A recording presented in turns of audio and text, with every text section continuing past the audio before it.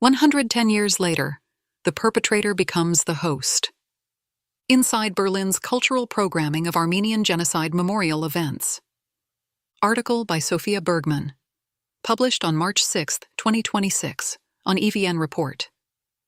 Germany's role in the Armenian Genocide is rarely treated as a central chapter in the country's reckoning with its past.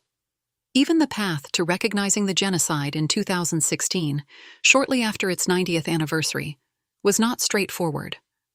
Public memory has focused far more on the genocide of the Herero and Nama in Namibia, the Holocaust, and Germany's steadfast support for Israel despite its genocide in Gaza. Germany was not only an ally of the Ottomans during World War I.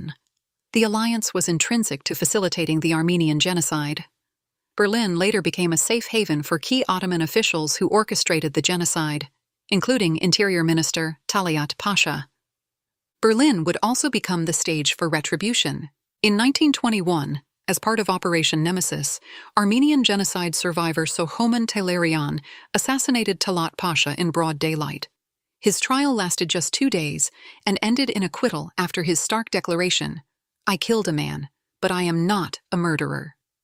While the trial ended after 2 days, it wasn't conducted in good faith. It was meant to prevent any further scrutiny of Germany's complicity. Kolmar von der Goltz, who headed the Prussian and later German military missions to the Ottoman Empire, trained the Ottoman army, promoted pan-Turkic ideology, and endorsed the ethnic cleansing of Armenians. He also facilitated major arms deals, estimated at roughly €1 billion in today's value, and even produced rifles tailored for Ottoman forces. Johannes Lepsius' documentation of the genocide was censored, media coverage was coordinated, and the strategic Berlin-Baghdad railway project advanced. While historians debate the railway's direct link to the genocide, Deutsche Bank's archives contain photographs labeled "Deportations of Armenian Forced Laborers," taken by Franz Günther on October 30, 1915, a date that speaks for itself. A century later, the perpetrator becomes the host. Germany, whose officers once provided weapons, ammunition, and training to the Ottoman army, now offers space for reckoning.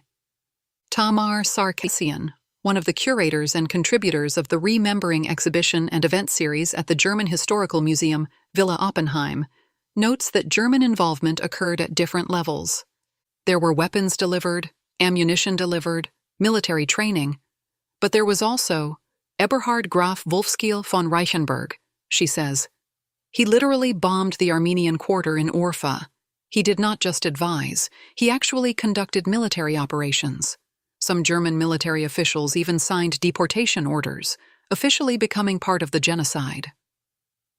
Organized by Berlin's Turkish and Armenian communities, primarily through the collectives AKEBI and Huşahmadyan, the aim of Remembering was to commemorate the 110th anniversary of the Armenian Genocide, generate discourse, and celebrate the region's shared cultures on neutral ground, somewhat neutral at least. Along with the Maxim Gorky Theater and the Haus der Kulturen der Welt, HKW, they put on extensive cultural programs to highlight a topic that has been historically overlooked in the German capital. Sarkisian's comprehensive research linking Germany to the Armenian Genocide, including photos from the Deutsche Bank AG archives, the Archiv des Informations und Dokumentationszentrums Armenien, the Genocide Museum in Yerevan, the Lepsius House Potsdam, Old German and International news clips, Vahakan Dadarian's books, among other sources, was presented at the entrance on a large format map of Berlin's Charlottenburg neighborhood, where Villa Oppenheim is located. The map even notes that a member of the Oppenheim family itself was linked to the genocide. Overall, the revelations are shocking, even for Sarkisian, an active member of the Armenian community in Berlin. The project initially began as part of her master's thesis in urban design at the Technische Universität Berlin.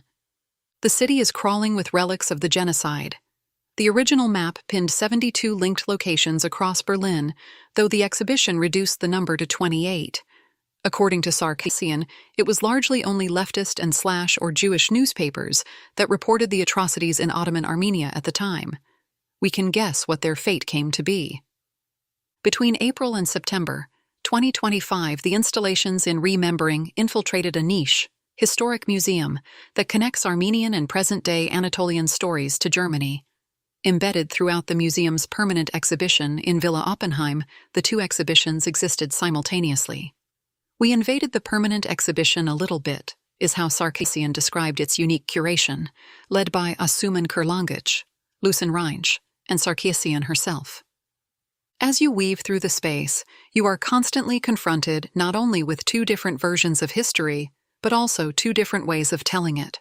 Contemporary street photography by Alishia Kachikian in Armenia is displayed next to 19th-century gold-framed oil-on-canvas paintings, bounties of the same German imperialism complicit in genocide.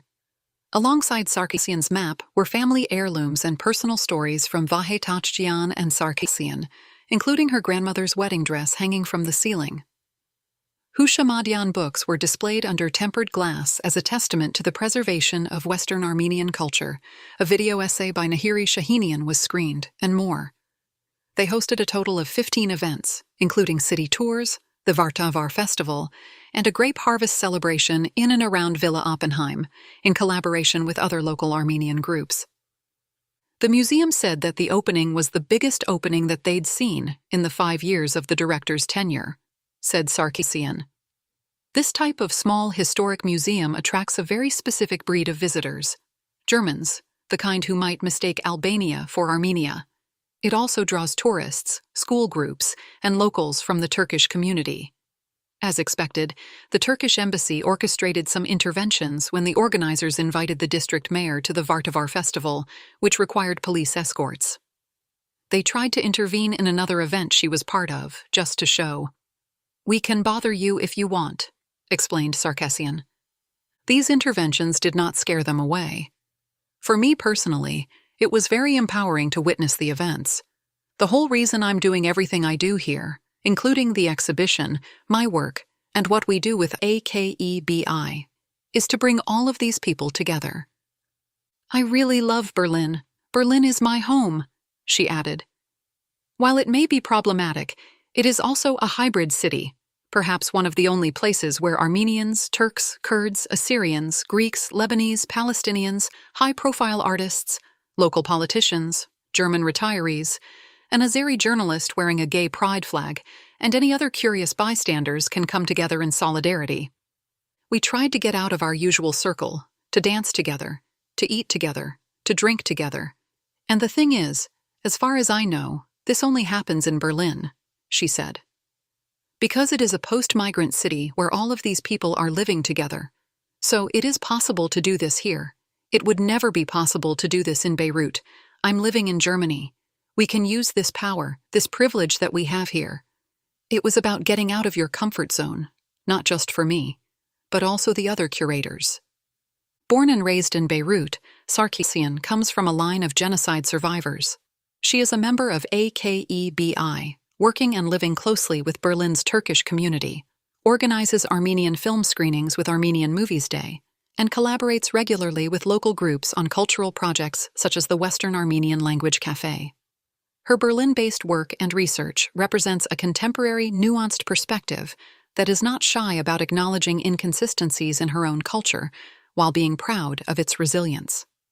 Not all Armenians have to be the same, because they're not the same, she said. For all of Berlin's ugly truths, it is also a breeding ground for new narratives. It is a place rife with clashes between liberation and oppression, nationalism and migration, and fierce rejection alongside stubborn conservation of the Western status quo. We tried to make it as a group of Armenian and Turkish activists who want to work together for peace. For me, this is reparations, said Sarkisian.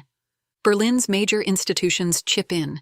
Across the city, Berlin's pillar of socio-political cultural discourse in the performing arts, the Maxim Gorky Theater, hosted the extensive program, 100+10, Armenian Allegories.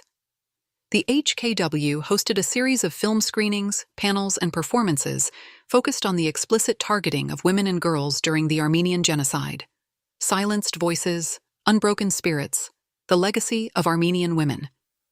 Unlike during the Armenian Genocide Centennial, there were now young Armenian artists who had experienced the recent Artsakh wars themselves. The art was not only referencing archives, but also offering contemporary perspectives.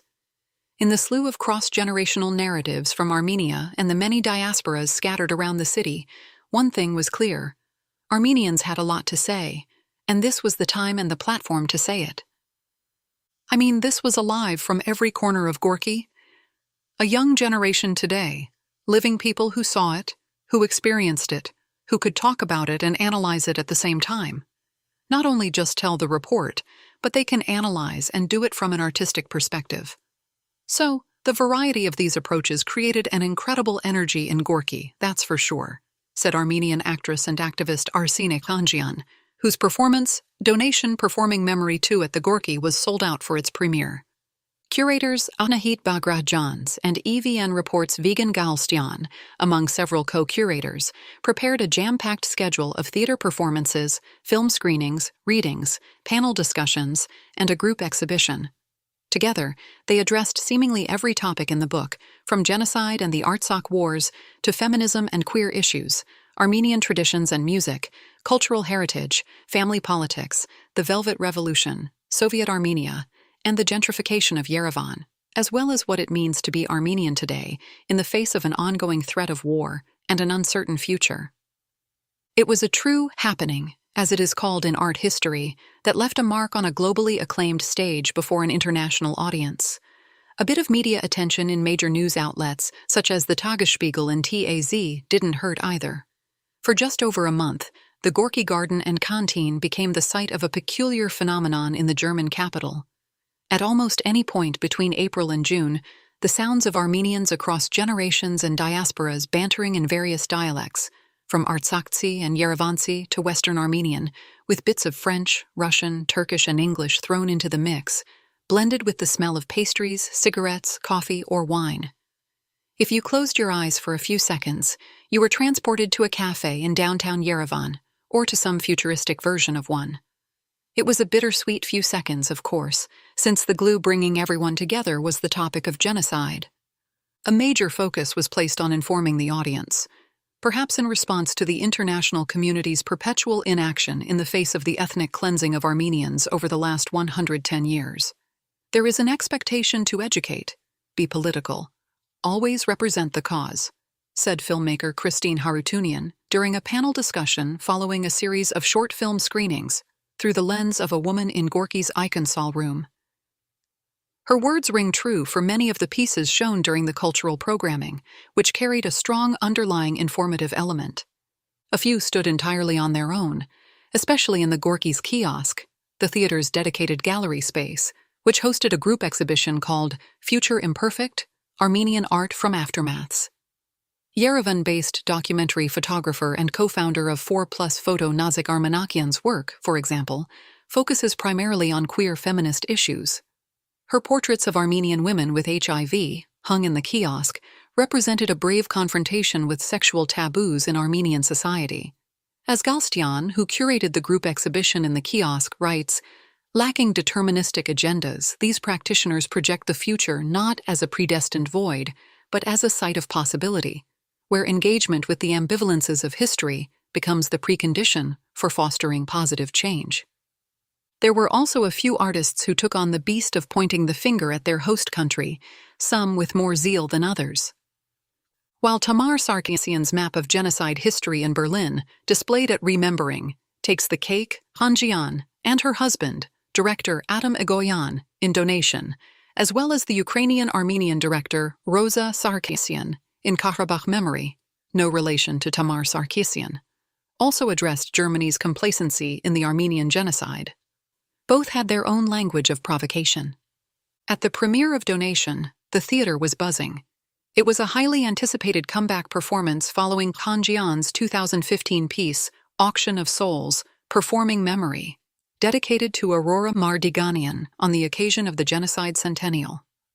After a life-threatening illness gave Khanjian a renewed sense of raison d'etre and a phone call from Gorky's intendant, Sherman Langhoff, the Armenian power couple, Khanjian and Egoyan, got to work. By donating the costumes used in the 2002 film Ararat to the theater, the performance's mise-en-scène revolves around a hard-headed journalist named Gunther, played by Edgar Eckert, interrogating Khanjian about the point of the donation. In a quasi-stalkerish, confrontational manner, Gunther picks apart her career as an actress and activist in the Armenian diaspora, and they quickly slide into a tense exchange. Provoked by Gunther's irritating ignorance, Kanjian is compelled to explain the history of the genocide, the grave injustices within the Artsakh War, the significance of the Velvet Revolution, and the symbolism of donating the costumes. Halfway through, the tension erupts as Kanjian confronts Gunther for using blitzkrieg interrogation tactics on her. He snaps at the word, shifting into what Kanjian calls an emotional domain. He launches into a rant in German to the audience, rooted in guilt and triggered by Kanjian's word choice and its connotations of Nazi Germany. "It's the noose around the neck of every cultural institution in this country," he yells. "It's one of the reasons for this donation, Germany's responsibility. And by donating these costumes to the Gorki, almost entirely subsidized by the German government, you're also involving the German taxpayers who are indirectly financing this project. You're accusing Germany of complicity in the Armenian Genocide as an ally of the Turks." He goes on. The German guilt Kanjian intentionally displays is meant to speak to how that guilt has manifested in Germany's contemporary culture, especially in its complicity in another genocide in Gaza. Guilt has become a sort of element of German identity post-Second World War, which gives it a certain sense of righteousness about having dealt with the ugly terror of the Holocaust. Germany is becoming a player, like it did with the Ottomans, being involved in another genocide that is happening, she said. Back to the show. Kanjian denies saying blitzkrieg to accuse Gunther and apologizes for using the eponym in the first place. "Maybe I'm being too sensitive," Gunther says, calming down.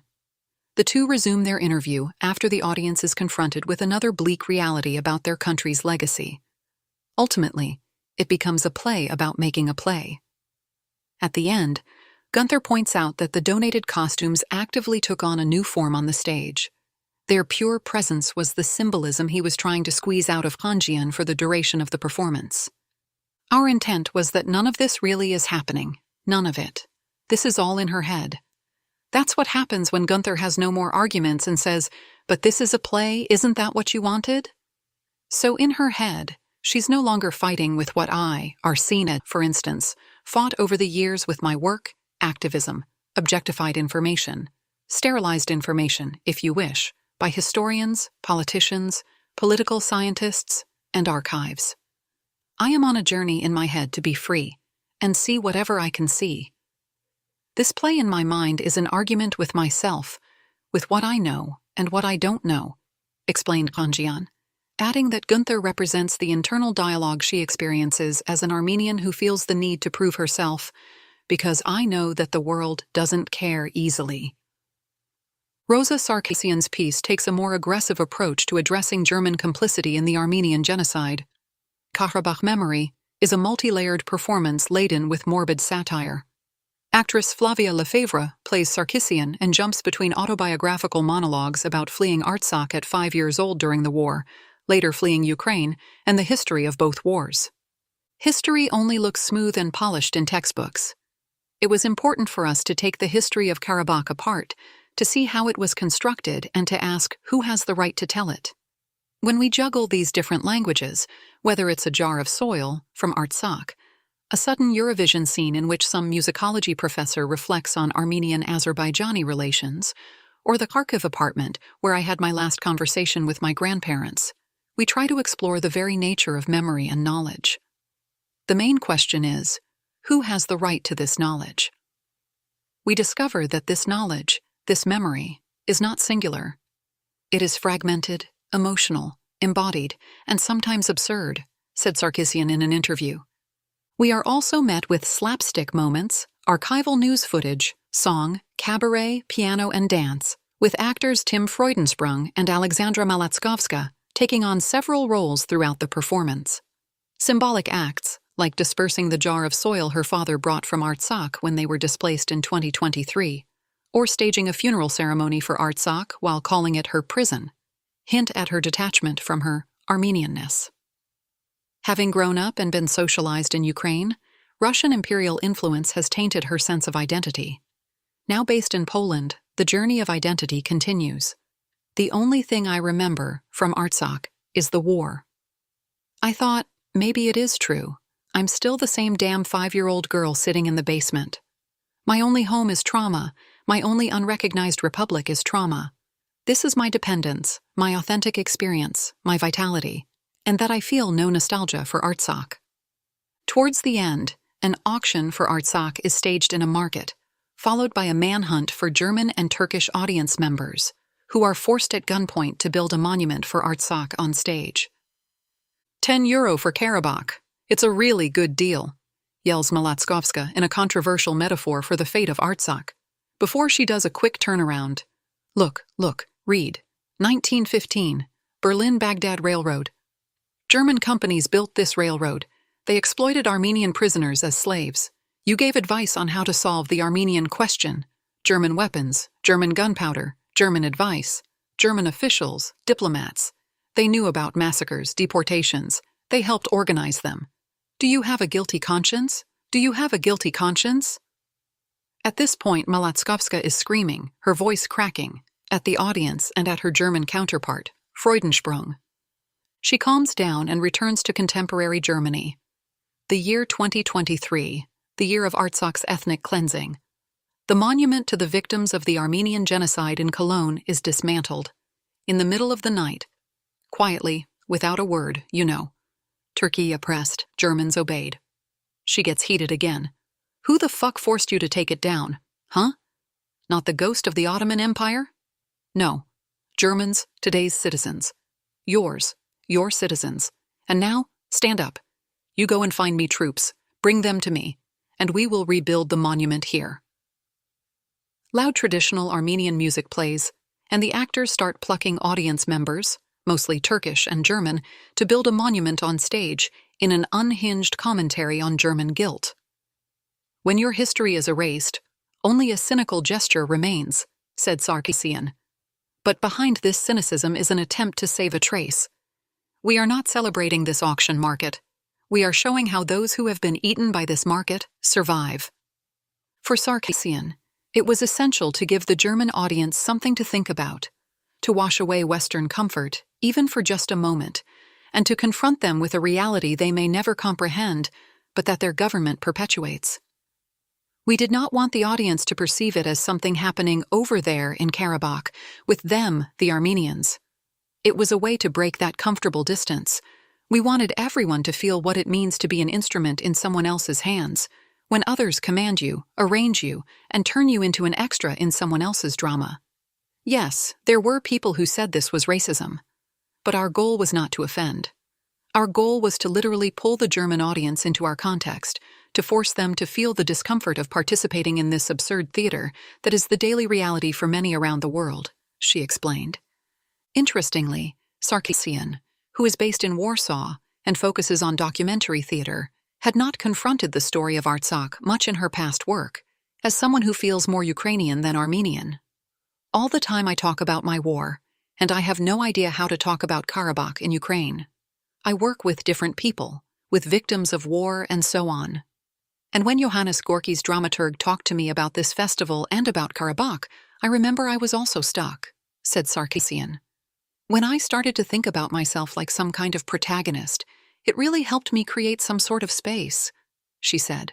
By incorporating different media and storylines, and by diluting the Armenians versus Turks and Azeris narrative, while also foregrounding German as well as Russian imperialism and complicity, both in Artsakh and now in Ukraine, Karabakh memory was overflowing with confrontations and lessons, with vulnerable moments mixed with theatrical fun, ballads, and flamboyant costumes. A true medley. The topic of genocide in Germany, an elephant in the room. Genocide studies do not exist in a vacuum. We cannot discuss genocide remembrance culture in Berlin without considering the present day. Berlin is often discussed as a city with skeletons in its closet, and much of its contemporary, internationally focused, and politically engaged cultural scene has been dedicated to reckoning with its dark past. But currently, the genocide in Gaza and Germany's Staatsräson, which binds its foreign policy to Israel's security, has resulted in near unconditional support of Israel, including sending weapons, and has been used to justify silencing Palestinian voices and critics of Israel's genocide. Ironically, the Staatsräson has also had an adverse effect on Jews themselves, who comprise close to 30% of those cancelled in recent years over alleged anti-Semitic statements by state-funded German institutions. In December, the Heinrich Böll Foundation reportedly withdrew its support from co-sponsoring the Hannah Arendt Prize for Political Thought for journalist Masha Gessen because they drew parallels between Gaza and Jewish ghettos, writes an article in the Carnegie Endowment for International Peace's Middle East journal, Sada. It is one of several reports on Germany's current repression of free speech, including reporting by the Council of Europe's Commissioner for Human Rights. In 2019, BDS, Boycott, Divest, and Sanction, was labeled anti-Semitic by the German anti-BDS resolution. Suddenly, boycotting can get you cancelled, if not worse. Germany accepted to pay back, and still continues to the State of Israel by contributing financially in its reparations for the Holocaust. But the thing is that this whole position is a singular attempt by Germany to protect its image, because if we look at its present position about Gaza, what they are committing, even according to Israeli and Jewish genocide scholars, the honest ones who are trying to see things for what they are, as opposed to being defensive, this is officially a genocide, added Kanjian. She also said it was important to mention Gaza in the interview about preparing for donation. Gaza was, of course, very much on our mind. It's a textbook catch-22. Germany's institutions, like the Gorki, are funded almost entirely by the German government, as mentioned in Donation by Eckhard Gunther. Nationwide institutions are employing Staatsräson to avoid the topic of Gaza, while also undergoing massive budget cuts across the cultural and several other sectors. Museums and theaters interested in human rights need funding, but that funding has become conditional. If they want to survive, they had better align their language. If they want to talk about Gaza, they must do so carefully.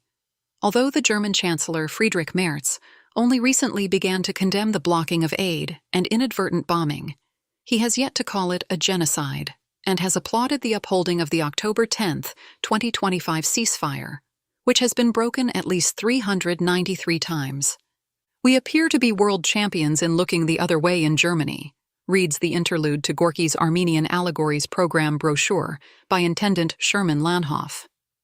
Yet most large state-funded institutions, including Gorky and the HKW, have found themselves in a difficult position when addressing the ongoing genocide.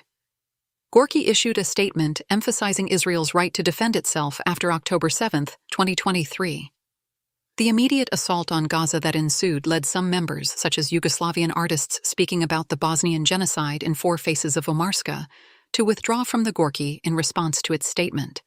Since then, the Gorky has removed the statement from its social media platforms and hosted several events addressing the war, including Trotzdem Sprechen, Speaking Anyway, and the show Incubator. When asked for a statement on their position on the genocide in Gaza, this was their response. HKW's current exhibition, Global Fascisms, was critiqued by artist and writer Adam Brumberg, who has been facing backlash in Germany for speaking about Palestine. In his exhibition review in Hyperallergic magazine, he criticizes the museum's curation. Only an Israeli artist is allowed to respond to the current events. The Palestinian is relegated to showing decades-old work. Moreover, a genocide is reduced to an atrocious war, and then further abstracted into a context for artistic musings. His article is part of a large wave of artists, politicians, activists, and historians raising concerns about free speech in Germany and the topic of genocide, including UN Special Rapporteur Francesca Albanese and Yuval Abraham, the Oscar-winning co-director of No Other Land, during their recent visits to Berlin.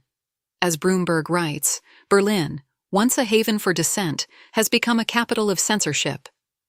A year of Armenian Genocide commemoration in Berlin with such a large scale of representation and media attention was unprecedented in the German capital. As Kanjian puts it, the programming was very memorable but also unique in terms of what Gorky has undertaken until now. And that was very courageous. It was crucial to the city's attempt at understanding the repercussions of genocide, and its significance transcends Armenia, whether Germany likes it or not. At the end of the interview, Sarkisian concluded, "Our cause stops being only an Armenian cause, or a Ukrainian cause, or a Palestinian cause, and becomes the cause of everyone who wants to live in a world without colonial hierarchies."